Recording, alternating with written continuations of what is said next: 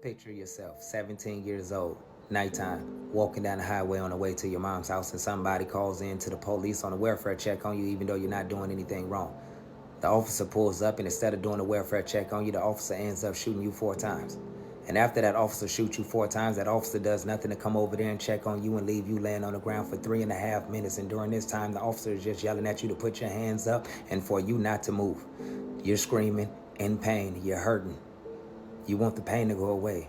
You know you've just been shot 4 times, and you know there's a chance that you may not make it out this situation, so you're scared, you're fearful. Remember, you was on the way to your mom's house, and now you're thinking about your mom at the same time because you was just on the way to see your mom, and now you got to think about that you might not see your mom again. And then this officer comes back after 3.5 minutes and then shoots you 11 to 15 more times. 11 to 15 more times. Because that's what happened to Elijah Hadley. That young man was walking down the highway, minding his own business, doing nothing wrong to anybody. When this officer pulls up, this officer shoots him 4 times. Elijah Hadley yells out, "Hey, this is just a BB thing that I have on me," and the officer doesn't go over there and grab the BB thing or anything like that. He doesn't check on Elijah Hadley. He doesn't do anything to follow protocol. Instead, he digs around his truck to make it look like he's looking for a med pack and everything, in which he's not. And then he gets that med pack, and then he still doesn't go over there to check on Elijah Hadley. And instead of going right directly to Elijah Hadley, where he could have went from the passenger side of his vehicle, he runs all the way around the back of his vehicle to make it take even longer because he wanted this young man to die. He didn't want this young man to live. And then he goes over there and looks at this young man, and he takes the opportunity to shoot this young man 11 to 15 more times, even though he knows this young man can't do anything to harm him, as this young man has already been bleeding on his ground for 3.5 minutes. Imagine being shot 4 times. You know how much blood you're going to lose within 3.5 minutes? You think you're going to be able to move, especially as far as enough where Elijah Hadley had tossed that little BB thing, and he didn't show that thing in a threatening way or anything like that, or to harm nobody or nothing like that, and you can tell that in the video.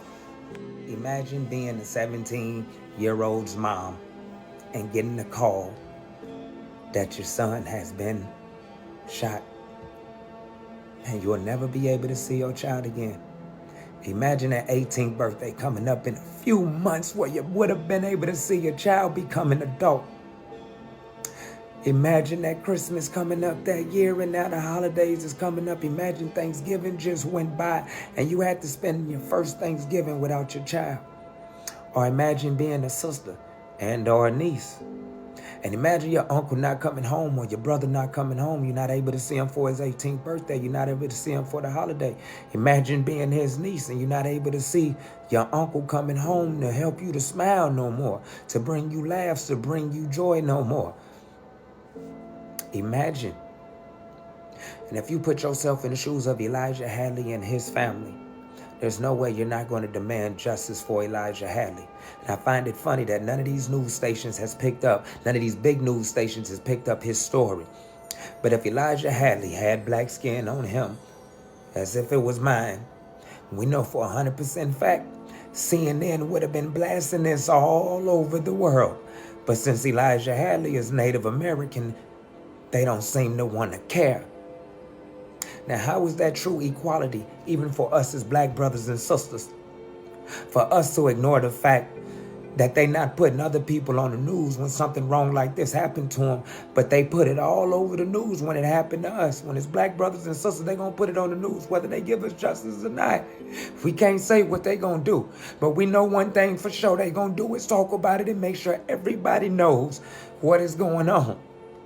Why isn't that happening for Elijah Hadley? Because this was a 17-year-old young man, and this man deserved to be able to have his national news story. His family deserved to have that national news story where everybody knows what's happening to him, that everybody knows what they're going through.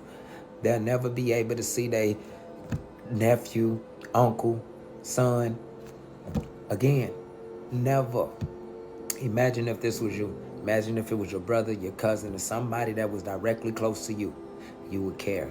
And we need people to stop and care and scream out justice for Elijah Hadley. It's been 6 months since this young man's been unalived, and they're still trying to stall it out and make it seem like they don't want to get this young man justice. They seen that video just as well as we seen that video, and if you haven't seen the video, go check it out. It's pinned on my channel. I will issue a heartbreaking warning because it is hard. to watch that video. It is very hard, and those that have already watched it, I know you probably can't watch it again. It's that hard of a video to watch. And everybody in the world needs to know Elijah Hadley's name.